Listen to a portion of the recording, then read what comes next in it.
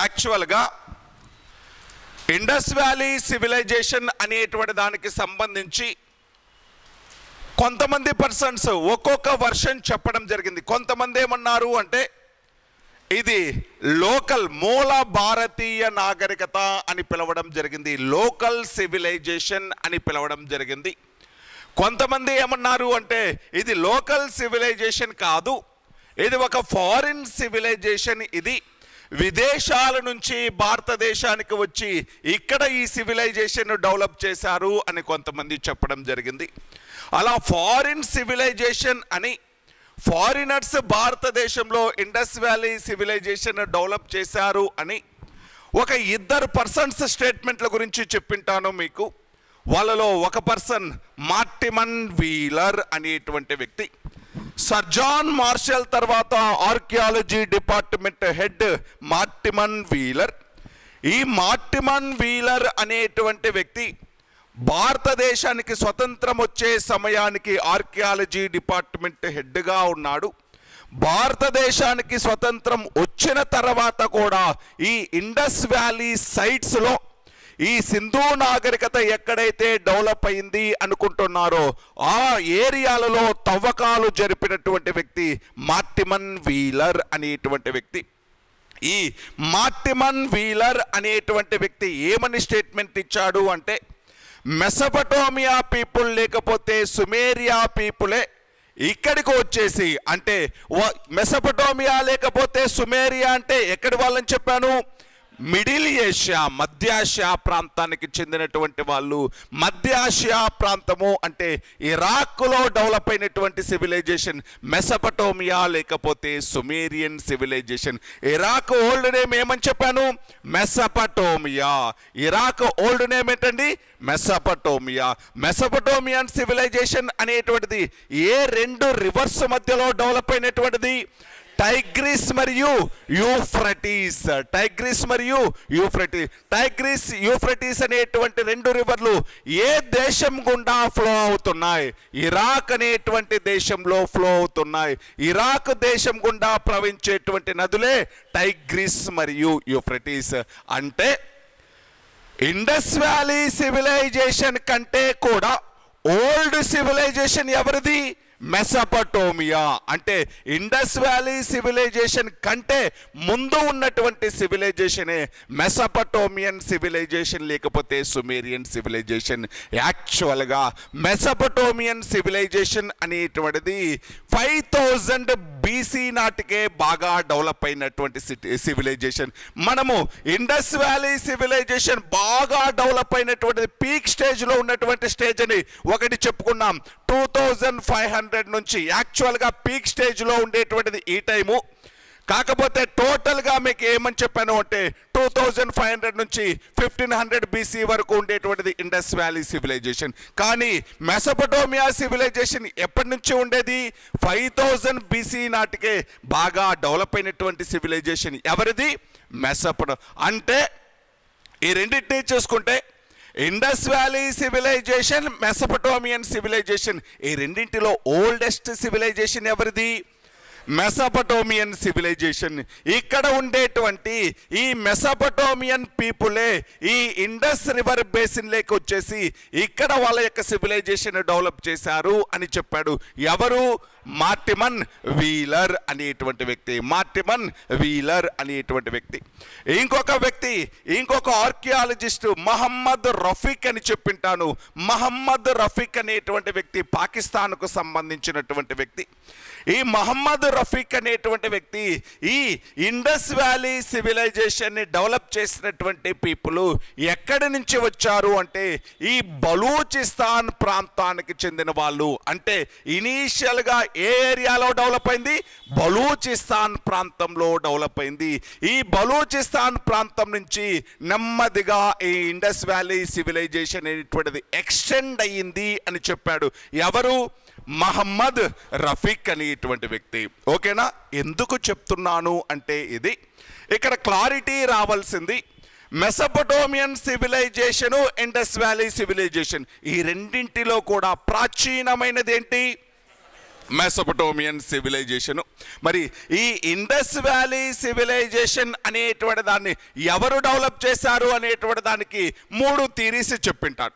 ఒకటేమో వాళ్ళు లోకల్సే, ఇండియన్సే అనేటువంటిది మూల భారతీయ నాగరికత అని పిలిచాం, అంటే వాళ్ళు లోకల్సే అని ఒకరు చెప్తే, ఇంకా కొందరేమన్నా వాళ్ళేమో ఫారినర్స్ మెసొపటోమియా పీపుల్ అని మార్టిమని వీలర్ చెప్తే బలూచిస్తాన్ ప్రాంతానికి చెందిన వాళ్ళు అని మహమ్మద్ రఫీక్ చెప్పడం జరిగింది. ఇప్పుడు నేనేం చెప్తున్నాను అంటే క్రొనాలజీ చెప్తున్నాను, అంటే డెవలప్ అయినటువంటి విధానం చెప్తున్నాను, ప్రాసెస్ చెప్తున్నాను. ఏ నాగరికత అయినా కూడా, మనిషి కానీ లేకపోతే సివిలైజేషన్ ఏదైనా కూడా ఒక్కసారిగా డెవలప్ అవ్వదు. అది ఎలా జరుగుతూ ఉంటుందంటే ప్రాసెస్, ఇనీషియల్ స్టేజెస్గా జరుగుతూ ఉంటుంది డెవలప్మెంట్. మనం కూడా ఒక్కసారిగా ఉద్యోగం వచ్చేస్తుందా మనకి? ముందు మనము పుట్టిన తర్వాత నడవాలి, నడిచిన తర్వాత ఎల్కేజీలు యూకేజీలు చదువుకోవాలి, చదువుకున్న తర్వాత ఉద్యోగం, అంటే స్టేజెస్ ఎలాగైతే ఉంటాయో ఏదైనా ఒక నాగరికతకు కూడా కొన్ని స్టేజెస్ ఉంటాయి. ఇనీషియల్ స్టేజ్ అంటే అప్పుడప్పుడే ప్రారంభమైనటువంటి స్టేజ్ ఒకటి ఉంటుంది, దాని తర్వాత బాగా డెవలప్ అయినటువంటి స్టేజ్ ఒకటి ఉంటుంది, దాని తర్వాత లాస్ట్కి డిక్లైనింగ్ ఫేజ్, అంతమయ్యే దశ అనేటువంటిది ఒకటి ఉంటుంది. అదేవిధంగా ఇండస్ వ్యాలీ సివిలైజేషన్ అనేటువంటి దానికి కూడా, ఇండస్ వ్యాలీ సివిలైజేషన్ అనేటువంటి దానికి కూడా అంటే కొన్ని స్టేజెస్ అనేటువంటివి ఉన్నాయి. ఇండస్ వ్యాలీ సివిలైజేషన్ కూడా అభివృద్ధి చెందిన, అంటే పరిణామ క్రమము అని పిలుస్తాం. ఈ పరిణామం చెందేటువంటి దశలని 4 దశలుగా చెప్పడం జరుగుతుంది. ఈ ఇండస్ వ్యాలీ సివిలైజేషన్ని డెవలప్ అయినటువంటి ప్రాసెస్ అంటే అది ఇనీషియల్ స్టేజ్ నుంచి ఎండ్ అయ్యే స్టేజ్ వరకు ఉండేటువంటి ఈ ప్రాసెస్ని ఎన్ని ఫేజులుగా డివైడ్ చేయవచ్చు? 4 ఫేజులుగా డివైడ్ చేయొచ్చు. ఆ ఫేజులు ఏంటి అనేటువంటిదే మనం నేర్చుకోవాల్సినటువంటి క్రొనాలజీ అనేటువంటిది, పరిణామ క్రమము. ఒకసారి చూద్దాం. 4 ఫేజులు అని చెప్తున్నాం. ఏంటివి ఆ 4 ఫేజ్ అంటే? ఫస్ట్ది based on Mohammed Rafiq. First ఎక్కడి నుంచి వచ్చింది ఈ సివిలైజేషన్? బలూచిస్తాన్ ప్రాంతము, అంతేనా? అంటే ఫస్ట్ ఫేజ్ ఏంటి అంటే బలూచిస్తాన్ ఫేజ్. అంటే నేనేం చెప్తున్నాను అంటే వాళ్ళు డెవలప్ అయినటువంటి ప్రాసెస్ని, వాళ్ళు పరిణామం చెందేటువంటి క్రమాన్ని 4 దశలుగా చెప్పడం జరిగింది ఆర్కియాలజిస్టులు. దాంట్లో ఫస్ట్ ఫేజ్ని ఏమని పిలుస్తారు అంటే బలూచిస్తాన్. బలూచిస్తాన్నే, బలూచిస్తాన్కు దగ్గరగా ఉండేటువంటి ఒక ఫేమస్ సిటీ గురించి చెప్పింటాను, మెహర్గర్. దాని పేరేంటండి? మెహర్గర్. మీకు ఫస్ట్ చెప్పాను. మెహర్గర్ యొక్క ఇంపార్టెన్స్ ఏంటి? ఇండియన్ సబ్ కాంటినెంట్లో ఫస్ట్ టైం అగ్రికల్చర్ చేసినటువంటి ప్లేస్. భారత ఉపఖండంలో మొదటిసారిగా వ్యవసాయం చేయబడినటువంటి ఏరియా ఏంటి? మెహర్గర్. మెహర్గర్లో కల్టివేట్ చేసినటువంటి క్రాప్స్ ఏంటి? గోధుమలు, బార్లీ అనేటువంటిది. గోధుమ, బార్లీ, వీటిని ఫస్ట్ టైం కల్టివేట్ చేశారు. వరిని మొదటిసారిగా పండించిన ప్రాంతం ఏంటి? కొల్దివా. ఇది భారతదేశంలోనే కాదు, ప్రపంచంలోనే మొదటిసారిగా వరిని పండించినటువంటి ఏరియా కొల్దివా. కొల్దివా ఎక్కడ లొకేట్ అయింది? ఉత్తరప్రదేశ్లో లొకేట్ అయింది. అంటే ఫస్ట్ ఫేజ్ ఏంటి అంటే ఈ సింధు నాగరికత మొదటగా ఎక్కడ ఒరిజినేట్ అయింది అంటే మెహర్గర్ అనేటువంటి ప్రాంతము. అంటే ఇనీషియల్ స్టేజ్లో ఈ ఇండస్ వ్యాలీ సివిలైజేషన్ అనేటువంటిది, ఈ పీపుల్ అనేటువంటి వాళ్ళు ఎక్కడ నివసించారు అంటే మెహర్గర్ ప్రాంతము. ఫస్ట్ పేజ్ ఏంటండి? బలూచిస్తాన్ అనేటువంటి దానికే మెహర్గర్. మెహర్గర్ ఫేజ్, ఇది ఫస్ట్ ఫేజ్ అండి. మెహర్గర్ ఫేజ్ అనేటువంటిది ఫస్ట్ ఫేజ్. ఇప్పుడు చూద్దాం అసలు మెహర్గర్ ఫేజ్ అనేటువంటిది ఎప్పటి నుంచి అంటే అప్రాక్సిమేట్లీ 5000 BC నుంచి, అప్రాక్సిమేట్లీ 5000 BC నుంచి 3300 BC వరకు. 5000 BC నుంచి 3300 BC వరకు ఉండేటువంటి దాన్ని మెహర్గర్ ఫేజ్ అని పిలవడం జరుగుతుంది. నెక్స్ట్ సెకండ్ స్టేజ్ అండి. సెకండ్ స్టేజ్ అనేటువంటిది అంబ్రీ స్టేజ్ లేకపోతే అంబ్రీ ఫేజ్. ఇవన్నీ కూడా సిటీల పేర్లు గుర్తుపెట్టుకోండి. మెహర్గర్ అనేటువంటిది, అంబ్రీ అనేటువంటిది సిటీ పేరు. చెప్తాను నేను మళ్ళీ. నెక్స్ట్ అది కోట్ డిజీ. కోట్ డిజీ ఇది ఒక సిటీ పేరండి. కోట్ డిజీ ఒక్కసారి చూడండి తెలుగులో. కోట్ డిజీ, అంబ్రీ, మెహర్గర్. ఓకేనా. Next the Kot Diji phase. Last the Lothal stage. Next the Lothal phase. మొత్తము 4 ఫేజెస్. ఫస్ట్ది ఏంటిది మెహర్గర్, రెండోది ఏంటిది అంబ్రీ, మూడోది ఏంటిది కోట్ డిజీ, నాలుగో ఫేజ్ ఏంటి లోతాల్ ఫేజ్. పరిణామ క్రమము అంటే మొదట దశలో ఎక్కడ డెవలప్ అయింది మెహర్గర్ ప్రాంతం, బలూచిస్తాన్ ప్రాంతం, మెహర్గర్ ప్రాంతం. క్రమక్రమంగా ఎక్కడికి ఎక్స్టెండ్ అయింది, ఎక్కడికి విస్తరించింది, లోతాల్ వరకు విస్తరించి ఉంది. ఇది స్టేజెస్గా జరిగింది. మొదట మెహర్గర్ ప్రాంతము, అక్కడ నుంచి అంటే ఇక్కడ ఎండ్ అయిపోయి ఇక్కడికి రాలా, అంటే ఏమైపోతుంది విస్తరించింది. నా సామ్రాజ్యం చూడండి, ఫస్ట్ ఒక రాజు సామ్రాజ్యం అనేటువంటిది ఒక ఏరియా, అక్కడి నుంచి క్రమంగా ఇంకొక ఏరియా, అక్కడి నుంచి క్రమంగా ఇంకొక ఏరియా, ఇలా విస్తరించి ఉంది ఇండస్ వ్యాలీ సివిలైజేషన్ అనేటువంటిది. ఒకసారి మ్యాప్ పాయింట్లో చూడండి.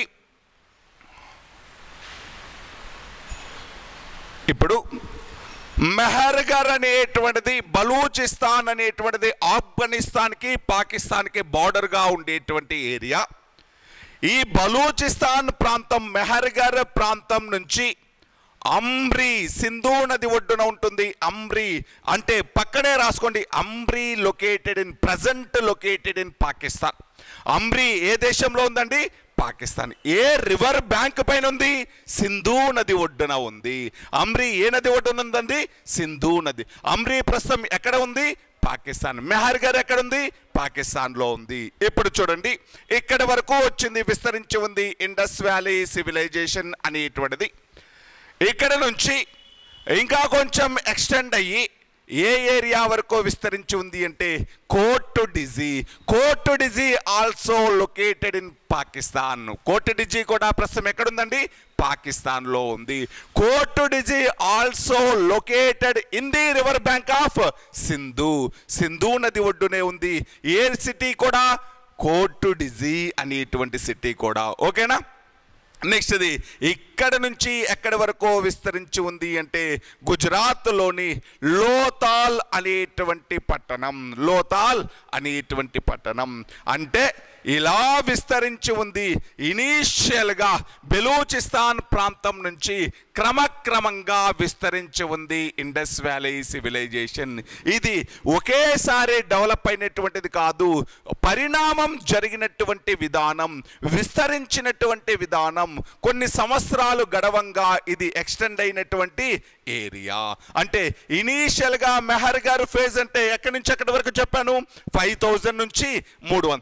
ఆ మధ్యలో ఎక్కడ మాత్రమే ఉంది సివిలైజేషన్ బలూచిస్తాన్ ఏరియా. ఇప్పుడు చూడండి అంబ్రీ ఫేజ్ అనేటువంటిది 3300 BC నుంచి 2600 BC వరకు. అంబ్రీ ఫేజ్ అనేటువంటిది 3300 BC నుంచి 2600 BC వరకు. కోట్ డిజీ ఫేజ్ అనేటువంటిది 2600 BC నుంచి 1900 BC వరకు. 2600 BC నుంచి 1900 BC వరకు. లోతాల్ ఫేజ్ అనేటువంటిది 1900 BC నుంచి 1500 BC వరకు. 1900 BC నుంచి 1500 BC వరకు. ఇది ఏంటి అంటే ఇయర్ వైజ్గా, అంటే ఇండస్ వ్యాలీ సివిలైజేషన్ ఇనీషియల్గా ఎప్పటి నుంచే ఉంది 5000 నుంచి ఉంది. ఎప్పటి వరకు ఉంది 1500 వరకు ఉంది. కాకపోతే అప్పుడు అంత ప్రయారిటీలో లేదు ఇండస్ వ్యాలీ సివిలైజేషన్. బాగా అభివృద్ధి చెందినటువంటి హైయెస్ట్ దశలో ఉండేటువంటి పీక్ స్టేజ్లో ఉండేటువంటి దశ ఏంటండి? 2600 నుంచి 1900 బీసీ. 2600 నుంచి 1900 బీసీ. అంటే మొత్తం ఎన్ని ఫేజ్లు ఉన్నాయండి ఇండస్ వ్యాలీ సివిలైజేషన్లో? 4 ఫేజులు. ఇండస్ వ్యాలీ సివిలైజేషన్లో 4 ఫేజులు అనేటువంటివి ఉన్నాయి. అవి ఏంటి అంటే మెహర్గర్ అనేటువంటి ఏరియాలో డెవలప్ అయినప్పుడు మెహర్గర్ ఫేజ్ అని, అంబ్రీకి ఎక్స్టెండ్ అయినప్పుడు అంబ్రీ స్టేజ్ అని, అంబ్రీ నుంచి కోర్ట్ డిజీకి ఎక్స్టెండ్ అయినప్పుడు కోర్ట్ డిజీ స్టేజ్ అని, కోర్ట్ డిజీ నుంచి లోతాల్కు వచ్చినప్పుడు లోతాల్ ఫేజ్ అని చెప్పడం జరుగుతుంది. ఒక్కోసారి అంబ్రీకి సంబంధించినటువంటి ఒక ఇంపార్టెంట్ పాయింట్ చెప్తాను చూడండి. ఈ అంబ్రీ అనేటువంటి సిటీలోనే ఒక కల్చర్ అనేటువంటిది బయటపడింది. అంబ్రీలో బయటపడినటువంటి ఈ కల్చర్నే, అంబ్రీలో డెవలప్ అయినటువంటి ఈ కల్చర్నే జుంగార్ కల్చర్ అని పిలవడం జరుగుతుంది. ఏమని పిలుస్తారండి? ఒక్కసారి చూడండి. తెలుగులో అయితే జుంగార్ సంస్కృతి. ఇది ఏ సంస్కృతి, ఏ కల్చర్ అండి? జుంగార్ సంస్కృతి. అంటే ఏమో లేదు. జుంగార్ అంటే ఏంటి అంటే అది ఒక ఊరి పేరు. జుంగార్ అనేటువంటిది ఒక ఊరి పేరు. అక్కడ వచ్చినటువంటి కల్చర్ కాబట్టి దాన్ని జుంగార్ సంస్కృతి, జుంగార్ కల్చర్ అని పిలవడం జరుగుతుంది. వాళ్ళు బ్రతికినటువంటి విధానం, వాళ్ళకు ఉండేటువంటి కల్చర్, వాళ్ళ యొక్క సంస్కృతి, వాళ్ళు నివసించినటువంటి విధానాన్ని జుంగార్ కల్చర్, జుంగార్ సంస్కృతి అని పిలిచాం. జుంగార్ సంస్కృతి అనేటువంటిది ఏ సిటీలో ఐడెంటిఫై చేశారు, లేకపోతే జుంగార్ సంస్కృతి ఏ పట్టణానికి రిలేటెడ్గా ఉంది, ఏ పట్టణానికి సంబంధించింది అని ఎగ్జామ్లో క్వశ్చన్ అడిగాడు అనుకోండి. ఏ సిటీకి సంబంధించింది? అంబ్రీ. అంబ్రీ ఎక్కడ లొకేట్ అయింది? పాకిస్తాన్లో లొకేట్ అయింది. కోర్ట్ డిజీ అనేటువంటిది ఎక్కడ లొకేట్ అయింది? ఈ 2 సిటీస్ కూడా ఏ నది ఒడ్డున ఉన్నాయి? సింధు నది ఒడ్డున ఉన్నాయి. ఈ 2 సిటీస్ కూడా ఏ నది ఒడ్డున ఉన్నాయండి? సింధు అనేటువంటి నది ఒడ్డున ఉన్నాయి. లోతాల్ ఎక్కడ లొకేట్ అయింది? గుజరాత్లో లొకేట్ అయింది, ఇండియాలో లొకేట్ అయింది. లోతాల్ అనేటువంటిది బొగావో అనేటువంటి రివర్ బ్యాంక్ మీద ఉండేటువంటి సిటీ. లోతాల్ ఏ నది ఒడ్డున ఉంది అంటే ఏం చెప్పాలి? బొగావో. చూడండి ఒకసారి, బొగావో. లోతాల్ అనేటువంటిది ఏ రివర్ బ్యాంక్ పైన ఉంది, ఏ రివర్ బ్యాంక్ పైన డెవలప్ అయింది అంటే బొగావో అనేటువంటి నది ఒడ్డున డెవలప్ అయినటువంటిదే ఈ లోతాల్ అనేటువంటి పట్టణం. లోతాల్ పట్టణం ఏ నది ఒడ్డున ఉంది? బొగావో. లోతాల్ పట్టణం ఏ రాష్ట్రంలో ఉంది? గుజరాత్ రాష్ట్రంలో ఉంది లోతాల్ అనేటువంటిది. ఇది దేనికి సంబంధించింది అంటే, ఇది దేనికి సంబంధించింది? స్టేజెస్కి సంబంధించింది. దీనినే ఇంకొక రకంగా కూడా డివైడ్ చేసి ఇంకొక రకమైన పేర్లతో పిలుస్తాను చూడండి. దీనినే ఇంకొక రకంగా ఎలా పిలుస్తాము అంటే, ఫస్ట్ది మెహర్గర్ ఫేజ్నే ఎర్లీ హరప్పన్ ఫేజ్ అని పిలవడం జరుగుతుంది. ఏమని పిలుస్తారండి? Early Harappan phase. మెహర్గర్ ఫేజ్నే ఎర్లీ హరప్పన్ ఫేజ్ అని కూడా పిలుస్తాం. Early Harappan phase. ఒక్క నిమిషం అండి. ప్రీ హరప్ప అని రాసుకోండి. ప్రీ హరప్ప. మెహర్గర్ ఫేజ్నే pre Harappan phase. Next Amri ఫేజ్నే ఎర్లీ హరప్పన్ ఫేజ్ అని పిలవడం జరుగుతుంది.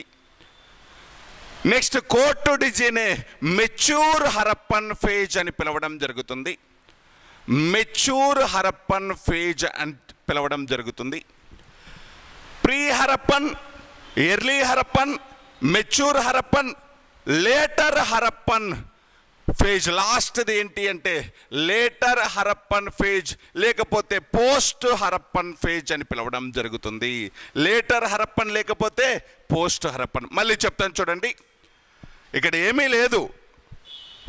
ప్రీ హరప్పన్ ఫేజ్ ఫస్ట్ ఫేజీ, ఎర్లీ హరప్పన్ ఫేజ్ సెకండ్ ఫేజీ, మెచ్యూర్ హరప్పన్ ఫేజ్ థర్డ్ ఫేజీ, పోస్ట్ హరప్పన్ లేకపోతే later Harappan phase fourth stage. అంటే ఏమీ లేదు. ప్రీ హరప్పన్ ఫేజ్ అంటే హరప్పా నాగరికత అనేటువంటిది స్టార్ట్ అయ్యేటువంటి ఫేజ్, అప్పుడప్పుడే డెవలప్ అవుతుంది.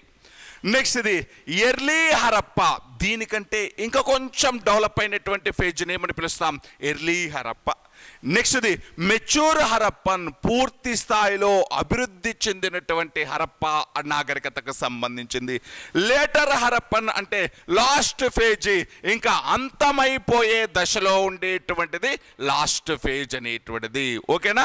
ఫస్ట్దే ఫేజ్ అండి ప్రీ హరప్పన్, సెకండ్ది ఏంటిదండి ఎర్లీ హరప్పన్, థర్డ్ది ఏంటిదండి మెచ్యూర్ హరప్పన్, ఫోర్త్ది ఏంటిదండి లేటర్ హరప్పన్ లేకపోతే post Harappan phase. Later Harappan phase లేకపోతే పోస్ట్ హరప్పన్ ఫేజ్ అనేటువంటిది. ఇవి దేనికి సంబంధించినవి? స్టేజెస్. మీకు ఈ 4 ఫేజ్లు అంటే ఏం గుర్తు రావాలి? ఈ 2 పేర్లు గుర్తు రావాలి, దానితో పాటు ఇయర్లు కూడా అని. అంటే మీరేమి అప్రాక్సిమేట్గా గుర్తుపెట్టుకోండి, అంతేగాని అక్కరేట్గా ఇక్కడి నుంచి ఇక్కడి వరకేని కాదు. అర్థమవుతుందని చెప్పేది? అక్కరేట్గా అంటే ఖచ్చితంగా సంవత్సరాల మధ్యలో కాదు. మనకి ఏంటి అంటే ఒక ఐడియా కోసం అప్రాక్సిమేట్గా అని చెప్పుకుంటున్నాం, అంతేగాని ఏదైనా వేరే బుక్లో చూసేసి ఇక్కడ 3200 నుంచి ఉంది అని చెప్పేసి మీరేమీ కంగారు పడద్దు. ఓకేనా? ఇవన్నీ కూడా ఏ స్టేజ్లో నేను చెప్పినవన్నీ కూడా ఏ లెక్కలివి?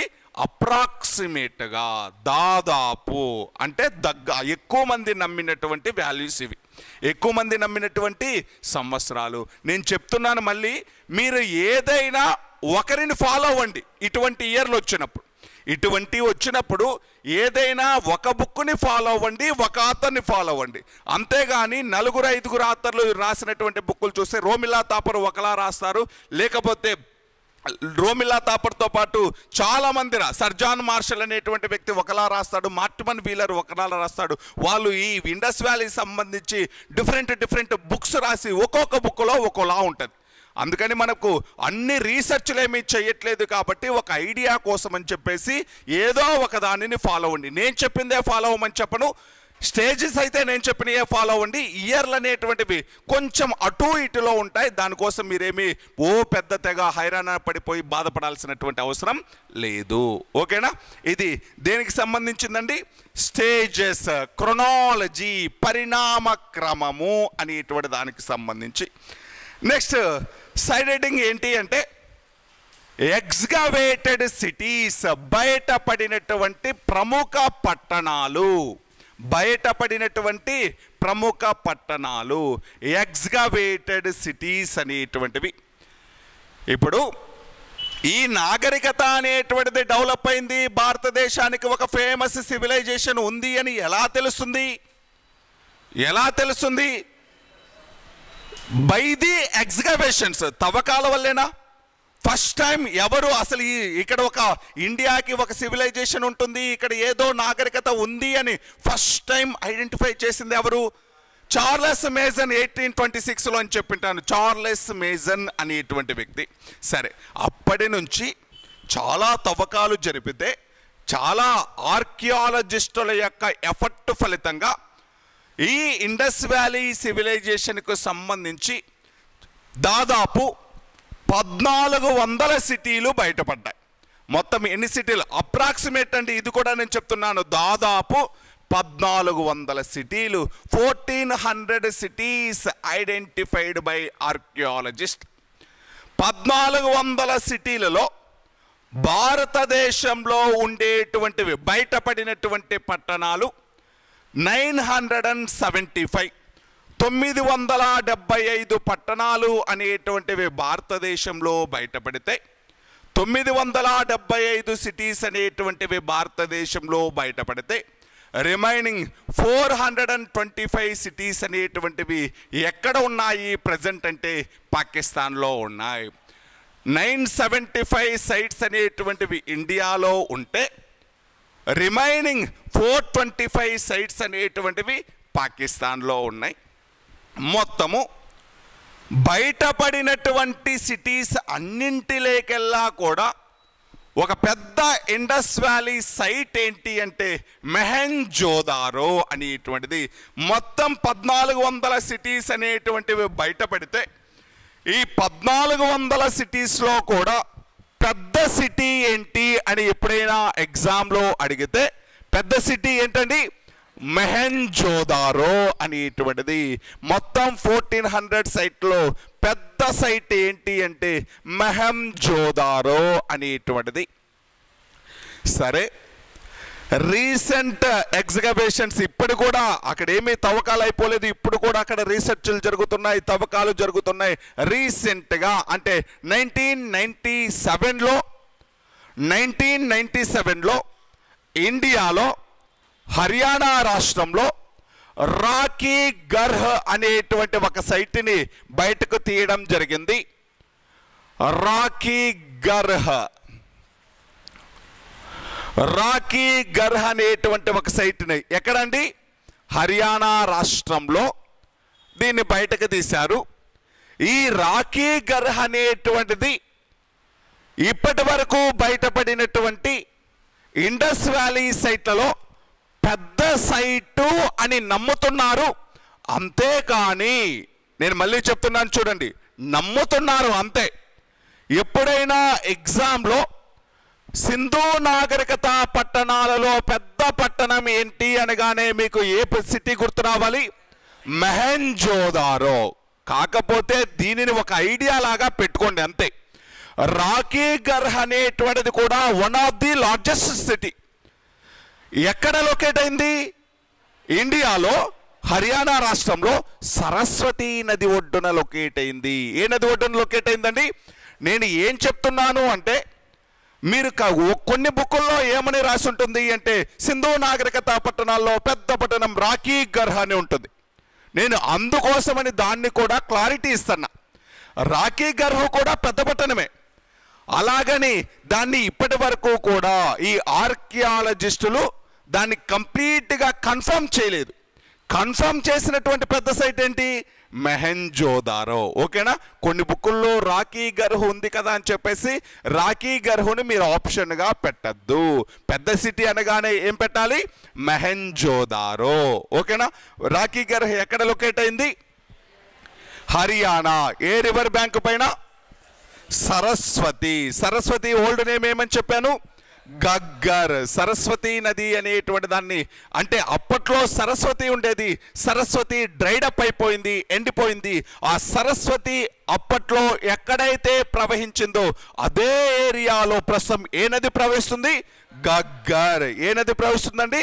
గగ్గర్ అనేటువంటిది. సరే, మొత్తం 1400 సైట్స్ అనేటువంటివి ఎగ్జిబిట్ చేశారు, బయటకు తీశారు. 1400లో 975 ఇండియాలో, 425 పాకిస్తాన్లో లొకేట్ అయితే వీటిల్లో పెద్ద సిటీ ఏమని చెప్తున్నాను? మొహెంజోదారో అనేటువంటిది మీనింగ్ ఏంటి? సింధీ భాషలో మొహెంజోదారో అంటే మౌండ్ ఆఫ్ డెడ్స్, మృతుల దిబ్బ. In Sindhi language Mohenjodaro means mound of deads, మృతుల దిబ్బ అని అర్థం. సింధీ భాషలో మొహెంజోదారో అనగా మృతుల దిబ్బ అని అర్థం. అదేవిధంగా గుజరాతీ భాషలో లోతాల్ అనగా కూడా మౌండ్ ఆఫ్ డెడ్స్ అని అర్థం. గుజరాత్ భాషలో లోతాల్ అనగా కూడా మౌండ్ ఆఫ్ డెడ్స్ అని అర్థం. సింధీ భాషలో మొహెంజోదారో అంటే మౌండ్ ఆఫ్ డెడ్స్ అని, లోతాల్ గుజరాతీ భాషలో లోతాల్ అంటే మౌండ్ ఆఫ్ డెడ్స్, మృతుల దిబ్బ. దీనికి ఒకేసారి క్లారిటీ కూడా ఇస్తాను చూడండి. ఎందుకు పిలిచారు వీటిని మౌండ్ ఆఫ్ డెడ్స్ అని ఎందుకు పిలిచారు అనేటువంటి దానికి క్లారిటీ ఇస్తాను. మృతుల దిబ్బ అని ఎందుకు పిలిచారు అంటే ఆర్కియాలజిస్టులు రీసెర్చ్ చేసేటప్పుడు, తవ్వకాలు జరిపేటప్పుడు, ఆర్కియాలజిస్టులు తవ్వకాలు జరిపినప్పుడు ఒక పెద్ద దిబ్బలాగా, అంటే ఒక పెద్ద దిబ్బలాగా, ఒక పెద్ద కుప్పలాగా ఉండేటువంటి ఏరియాలో తవ్వకాలు జరుపుతూ ఉన్నప్పుడు ఈ స్కెలటన్స్ అనేటువంటివి, అస్థిపంజరాలు అనేటువంటివి ఒకదానిపైన ఒకటి ఒకదానిపైన ఒకటి ఒకదానిపైన ఒకటి ఒక కుప్పలాగా ఒక దిబ్బలాగా ఎక్కడ దొరికాయి అంటే మొహెంజోదారోలో దొరకడం జరిగింది. మీరు సినిమాలో చూస్తుంటారు, ఎప్పుడైనా కూడా రాజులు అనేటువంటి వాళ్ళు యుద్ధాలు చేసేటప్పుడు కొన్ని వందల మంది వేల మంది చనిపోతే ఆ డెడ్ బాడీస్ అన్నింటినీ కూడా అంటే ఒక్కొక్క దాన్ని మనం బరియల్గా చేయాలి అంటే లేకపోతే వాటన్నిటికీ కూడా ఫైనల్ రిచువల్స్ చేయాలి అంటే చాలా ఏరియా చాలా ప్లేస్ కావాలి. కానీ వాటన్ని చాలా ప్లేస్ కావాలి, వాళ్ళకు రిలేటివ్స్ ఉండరు, ఎవడు చేయాలో కూడా తెలియదు. అదే చూడండి, కరోనా లాంటివి లేకపోతే ఏదైనా పాండమిక్స్ వచ్చాయి అనుకోండి. అప్పట్లో పాండమిక్స్ అంటే ధూము అంటాం. ధూము అనేటువంటిది అంటే ఓల్డెన్ డేస్లో 19th 18th సెంచరీలో ధూము అనేటువంటిది ఒక డిసీజ్ వచ్చేది, కలరా. ఈ ధూము అనేటువంటిది అంటే ధూము కలరా. ధూము అంటే కలరా కాదు, ధూము అంటే ప్లేగు. ధూము అంటే ఏంటండి? ప్లేగ్ వ్యాధి వచ్చింది అంటే ఇంకా బ్రతకడం ఊర్లే గ్రామాలే చనిపోయేటువంటి వాళ్ళు. కలరా కూడా అటువంటిదే, కమ్యూనికబుల్ డిసీజ్ అని పిలుస్తాం. అంటే ఒకరి నుంచి కమ్యూనికబుల్ డిసీజ్ అంటే ఆ వాటర్ పొల్యూట్ అయిపోవడమో లేకపోతే ఏదో వాటర్ బార్ డిసీజ్ కలరా అనేటువంటిది. అప్పట్లో కుంటలు బావులు అంటే ఒకే కుంట లేకపోతే ఒకే బావి నుంచి గ్రామానికి అంతటికి వాటర్ ఉండేటువంటిది. అందరూ కూడా ఆ వాటర్ అనేటువంటిది పొల్యూట్ అయిపోతే అందరూ తాగి అంటే గ్రామాలు చనిపోతారు. మరి చనిపోయిన వాళ్ళ పరిస్థితి ఏంటి? అలాగే వదిలేస్తే ఏమొస్తాయి? డిసీజులు వస్తాయి. డెడ్ బాడీస్ అనేటువంటివి బ్రతికున్నంత వరకే దీనికి ఏమీ ఉండదు. చనిపోయిన తర్వాత అనేక రకాల మైక్రో ఆర్గానిజమ్స్ అనేటువంటివి అనేక రకాలైనటువంటి సూక్ష్మజీవులు అనేటువంటి బాడీ మీద పెట్టి డిఫరెంట్ డిసీజెస్ అనేటువంటివి వస్తాయి. అందుకే వాటిని ఏం చేయాలి? బరియల్స్ చేయాలి. మరి బరియల్ చేయడానికి ఎవరూ లేరు, దాంతోపాటు ప్లేసెస్ అనేటువంటివి లేకపోతే వీటన్నిటినీ తీసుకెళ్ళి ఏం చేస్తారు? ఒకే చోట ఒక పెద్ద గుంత తీసి గొయ్యి తీసి దాంట్లో పూడ్చివేయడం జరుగుతుంది. అదే విధంగా మొహెంజోదారోలో కూడా ఏం దొరికినాయి అంటే ఈ స్కెలటన్స్ అన్నీ అస్థిపంజరాలన్నీ ఒకదానిపైన ఒకటి ఒక దిబ్బలాగా, ఒక మృతదేహాలన్నీ కూడా ఒక దిబ్బలాగా ఒక కుప్పలాగా ఉండడంతో దానిని ఏమని పిలిచాం? మౌండ్ ఆఫ్ డెడ్స్ అని పిలవడం జరిగింది. Mohenjodaro means mound of deads. ఇప్పుడు మరి మొహెంజోదారోలో అంతమంది చనిపోవడానికి రీజన్ ఏంటి? అందరూ ఒకేసారి ఎలా చనిపోయారు అనేటువంటిది కాంట్రవర్సీ, ఒక రకమైనటువంటి వివాదానికి సంబంధించింది. ఎక్కువ మంది ఆర్కియాలజిస్టుల నమ్మకం ప్రకారం, ముఖ్యంగా మార్టిమన్ వీలర్ ప్రకారం, మొహెంజోదారో అనేటువంటి పట్టణం పైన ఆర్యులు అనేటువంటి వాళ్ళు దాడి చేశారు. ఆర్యులు అనేటువంటి వాళ్ళ దండయాత్రలు చేశారు. ఈ ఆర్యులు అనేటువంటి వాళ్ళు దాడి చేసి ఆర్యులు అనేటువంటి వాళ్ళు దండయాత్ర చేసి ఇక్కడ ఉండేటువంటి ఈ మొహెంజోదారోలో ఉండేటువంటి ఈ సింధు ప్రాంతంలో ఉండేటువంటి ప్రజలను ఓడించడం జరిగింది. ఈ ప్రజలను చంపేయడం జరిగింది. ఇలా ఈ by the invasions of Aryans, ఆర్యుల దండయాత్ర ఫలితంగానే సింధు నాగరికత అంతమైంది. అంటే దీనికి ఆధారంగా ఏం చూపించాడు అంటే మొహెంజోదారోలో ఉండేటువంటి ఈ ఒకే కుప్పగా ఉండేటువంటి మృతదేహాలను చూపించాడు. అంటే ఒక్కసారిగా దాడి చేయడం వల్ల ఆర్యులు ఇక్కడ ఉండేటువంటి సింధు ప్రజలను అందరినీ చంపేశారు, ఒకేసారి చంపేయడం జరిగింది. దీనితోటి ఈ సింధు నాగరికత అంతమైపోయింది. అలా చనిపోయినటువంటి ఆ డెడ్ బాడీసే, ఆర్యుల దండయాత్రలో చనిపోయినటువంటి ఆ డెడ్ బాడీసే ఒక కుప్పలాగా మనకు దొరికాయి అని ఎవరు చెప్పారు? మార్టిమన్ వీలర్. అంటే నేను ఏం చెప్తున్నాను అంటే ఎక్స్కవేటెడ్ సిటీస్ అనేటువంటివి చెప్తే బయటపడినటువంటి పట్టణాలు అనేటువంటివి చెప్పి ఈ బయటపడినటువంటి పట్టణాలు 1400 ఉన్నాయి అని చెప్పి దాంట్లో మొహెంజోదారో అనేటువంటి దాని గురించి చెప్తూ మొహెంజోదారో అంటే మృతుల దిబ్బ అని చెప్తూ ఆ మృతుల దిబ్బ అనేటువంటి దానికి నేను జస్టిఫికేషన్ ఇస్తున్నా. అసలు మృతుల దిబ్బ అని ఎందుకు పిలిచారు? అసలు మృతుల దిబ్బ అంటే ఎలా వచ్చాయి ఆ మృతుల దిబ్బ అనేటువంటిది అని, మృతుల దిబ్బ అనేటువంటి పేరు ఎలా వచ్చింది అనేటువంటి దాని గురించి చెప్తున్నాను. ఇప్పుడు మార్టిమన్ వీలర్ అనేటువంటి వ్యక్తి ఇండస్ వ్యాలీ సివిలైజేషన్, ఇవన్నీ కూడా అక్కడక్కడ రాసుకోండి, జస్ట్ మీకు అర్థమయ్యేలాగా అక్కడక్కడ మొత్తము నోట్స్ లాగా రాయాల్సిన పని లేదు. జస్ట్ మార్టిమన్ వీలర్ ఆయన చెప్పినటువంటి రీజన్ ఏంటి? ఆర్యుల దండయాత్ర అని రాసుకోండి చాలు. ఇప్పుడు దీనికి నేను ఒక క్లారిటీ కూడా ఇస్తాను మీకు. ఇంద్రుడు దేవుడు తెలుసు కదండి. ఇంద్ర అనేటువంటి వ్యక్తి ఒక ఫేమస్ గాడు. ఎవరికి ఫేమస్ గాడు, ఎవరికి బాగా అంటే వర్షిప్ చేశారు ఇంద్రుడిని అంటే ఆర్యులు. ఆర్యుల ప్రధాన దైవం ఎవరు? ఇంద్రుడు. తొలివేద కాలంలో ఆర్యుల యొక్క మెయిన్ గాడ్ ఎవరండి? ఇంద్రుడు. ఇంద్రుడు అంటే ఎవరు? దేవతలకు రాజు. ఇంద్రుడు అంటే ఎవరండి? దేవతలకి రాజు. ఇప్పుడు ఈ దేవతల తరపున యుద్ధం చేయాల్సింది ఎవరు అంటే సైన్యాన్ని నడిపించాల్సింది ఎవరు? ఇంద్రుడు. ఇంద్రుడికి ఏమని పేరుంటుంది అంటే పురంధరుడు, డెస్ట్రాయర్ ఆఫ్ సిటీస్. ఇంద్రుడికి ఏమని పేరుంటుందండి? పురంధరుడు, డెస్ట్రాయర్ ఆఫ్ సిటీస్. ఇంద్ర తొలివేద కాలంలో ప్రధాన దైవం ఎవరండి? మెయిన్ గాడు ఇంద్రుడు. ఇంద్రుడు అంటే ఏ దైవం? ఏ దేవుడు? యుద్ధ దైవం, గాడ్ ఆఫ్ వార్ అండి. ఇంద్రుడు అంటే ఎవరండి? God of fire. ఇప్పుడు అగ్నిదేవుడు ఉంటారు, గాడ్ ఆఫ్ ఫైర్ అని పిలుస్తాం, అంతేనా? వరుణుడు ఉంటాడు, గాడ్ ఆఫ్ రెయిన్ అని పిలుస్తాం. అశ్విని దేవతలు ఉంటారు, వాళ్ళు ఎవరు? ఔషధాలకు దేవతలు, లేకపోతే చెట్ల దేవతలు. ఎవరు? అశ్విని దేవతలు. అలాగే ఇంద్రుడు ఏ దైవం? యుద్ధ దైవం. యుద్ధానికి దేవుడు ఎవరు? ఇంద్రుడు. ఈయనకి ఏమని పిలిచారు? పురంధరుడు. ఎక్కడ పిలిచారు పురంధరుడు అని? వేదాలలో పిలిచారు. ఇంద్రుడిని వేదాలలో ఏమని పిలిచారండి? పురంధరుడు. ఎందుకు పిలిచారు పురంధరుడు అంటే దీనికి చెప్తాను చూడండి, ఒకసారి క్లారిటీగా వినండి. ఆర్యులు అనేటువంటి వాళ్ళ దండయాత్ర ఫలితంగా ఏ నాగరికత అంతమైపోయింది? సింధు నాగరికత అనేటువంటిది అంతమై అని ఎవరు చెప్పారు? మార్టిమన్ వీలర్. మరి ఆర్యుల దండయాత్ర ఫలితంగా సింధు నాగరికత అంతమైపోయింది.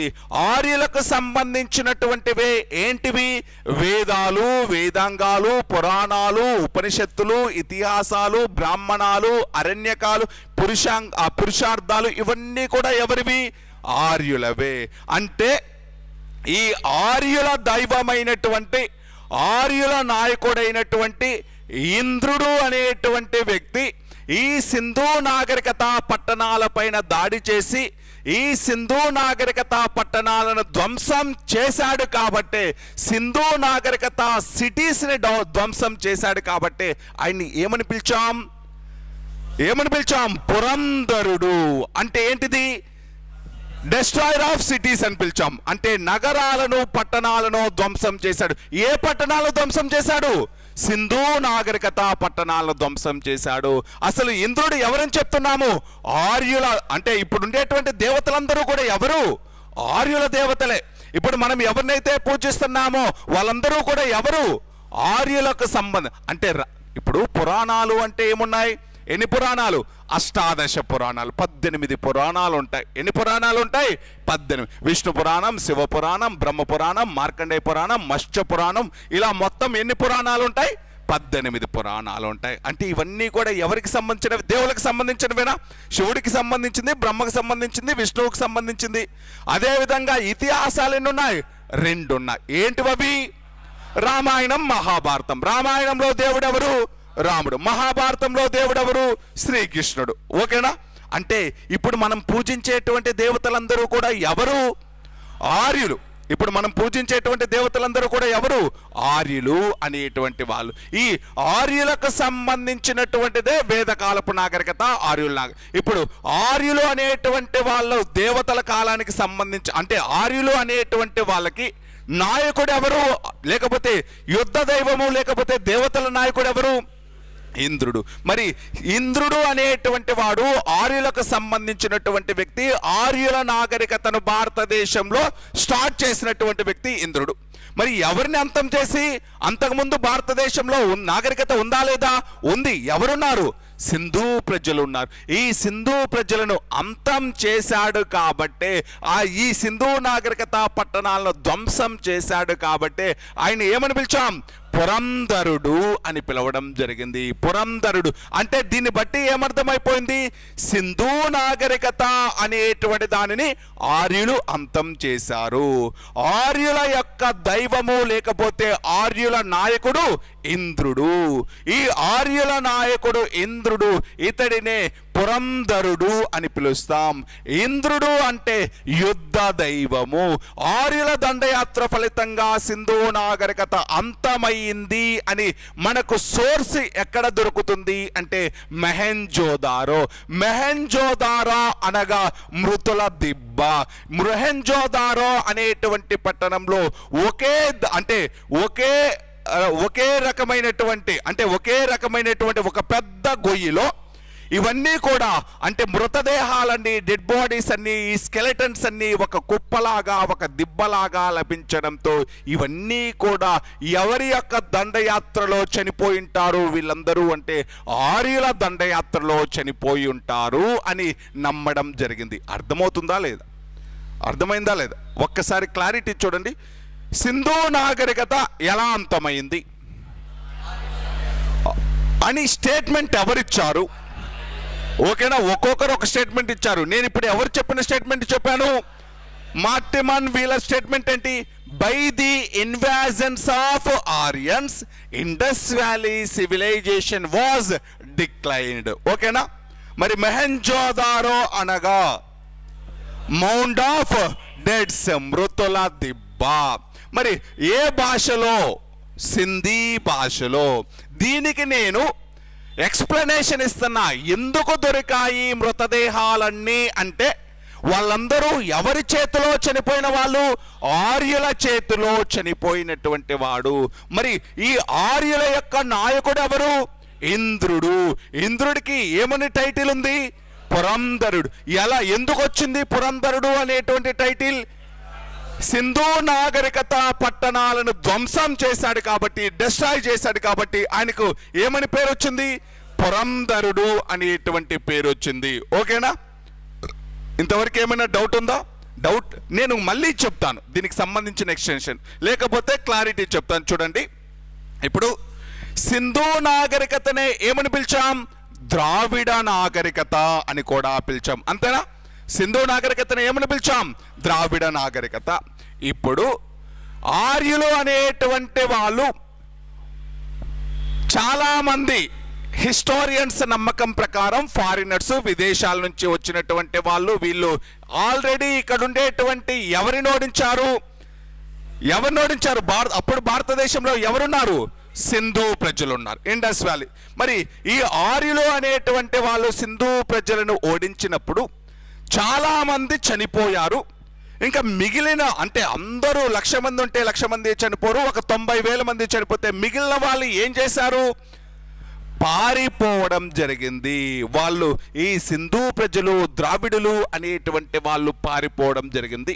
ఈ ద్రావిడులు లేకపోతే సింధు ప్రజలు అనేటువంటి వాళ్ళు ఈ అంతకుముందు సింధు నాగరికత అంటే ఉత్తర భారతదేశంలోనే ఉండదా? ఈ సింధు ప్రజలు లేకపోతే ద్రవిడులు అనేటువంటి వాళ్ళు ఆర్యుల దండయాత్ర ఫలితంగా పారిపోయి ఎక్కడికి వచ్చారు? ఉత్తర భారతదేశాన్ని వదిలేసి దక్షిణ భారతదేశానికి రావడం జరిగింది. ఉత్తర భారతదేశానికి వదిలేసి దక్షిణ భారతదేశం అంటే చనిపోయిన వాళ్ళు చనిపోగా మిగిలిన వాళ్ళలో ఎక్కువ మంది ఈ దక్షిణ భారతదేశానికి వచ్చి సెటిల్ అయిపోవడం జరిగింది.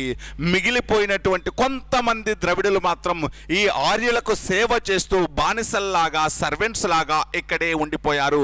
మరి ఈ ఆర్యులకు సేవ చేసినటువంటి ఆర్యుల యొక్క బానిసల్ని లేకపోతే సర్వెంట్స్నే దస్యులు లేకపోతే దాసులు అని పిలవడం జరిగింది. నేను ఆర్యులు వచ్చినప్పుడు చెప్తాను.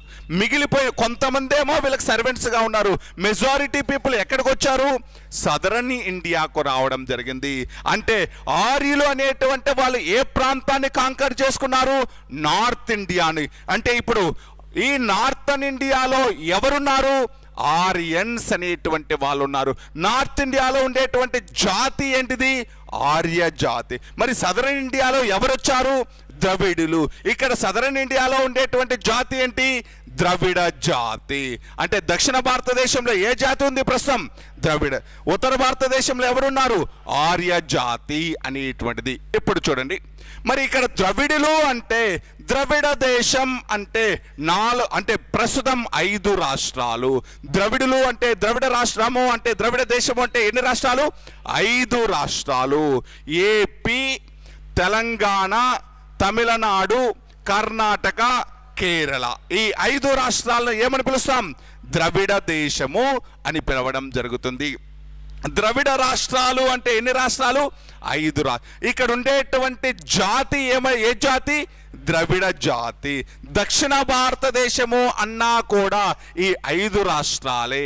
దక్షిణ భారతదేశము అంటే 5 రాష్ట్రాలు, ద్రవిడ దేశము అంటే 5 రాష్ట్రాలు. ఇప్పుడు ఉత్తర భారతదేశంలో ఎవరున్నారని చెప్తున్నాను? ఆర్యులు. దక్షిణ భారతదేశంలో ద్రవిడలు అంటే ద్రవిడ దేశము అంటే ఈ 5 రాష్ట్రాలలో ఉండేటువంటి వాళ్ళని ద్రవిడులు అని పిలవడం జరుగుతుంది.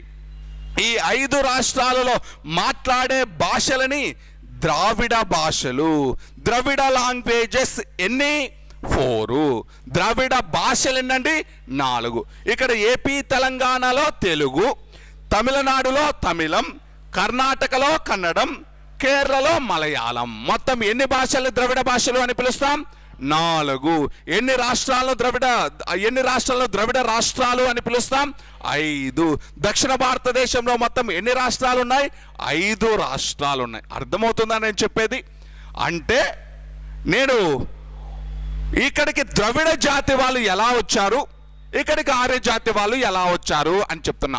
ఆర్యులు ఎక్కడి నుంచి వచ్చారు అని మెజారిటీ ప్రజల నమ్మకం? విదేశాల నుంచి వచ్చి ఎవరిని ఓడించాలి? ఆల్రెడీ ఇక్కడ ఉండేటువంటి సింధు. మరి ఓడించినప్పుడు చాలా మంది చనిపోగా మిగిలిన వాళ్ళు ఎక్కడికి పారిపోయి వచ్చారు? దక్షిణ భారతదేశానికి. మరి దక్షిణ భారతదేశానికి వచ్చి సెటిల్ అయిపోవడం జరిగింది. వీళ్ళేమో ద్రవిడులు, వీళ్ళేమో ఆర్యులు. మరి ఇప్పుడు ద్రవిడులు అనేటువంటి వాళ్ళ యొక్క కల్చర్ డిఫరెంట్, ఆర్యన్స్ యొక్క కల్చర్ డిఫరెంట్. ఆర్యులు అనేటువంటి వాళ్ళ యొక్క కల్చర్ ఏంటి అంటే వేదాలు, వేదాంగాలు. ఇప్పుడే చెప్పాను, పురాణాలు, ఇతిహాసాలు. ఇప్పుడు పురాణాలు 18 పురాణాలు ఎవరివి? ఆర్యులవి. ఇతిహాసాలు ఎవరివి? ఆర్యులవి. దాంతోపాటు వేదాంగాలు ఎవరివి? ఆర్యులవి. మరి ఆర్యుల కల్చర్ కదా ఇవన్నీ. ఇప్పుడు మనం శివుడు, విష్ణువు, రాముడు, కృష్ణుడు వీళ్ళందరూ ఎవరి దేవుళ్ళు? ఆర్యుల దేవుళ్ళు. అంతేనా కాదా? మరి మనం ఎవరు? ఇక్కడ ఉండేటువంటి జాతి ఎవరు?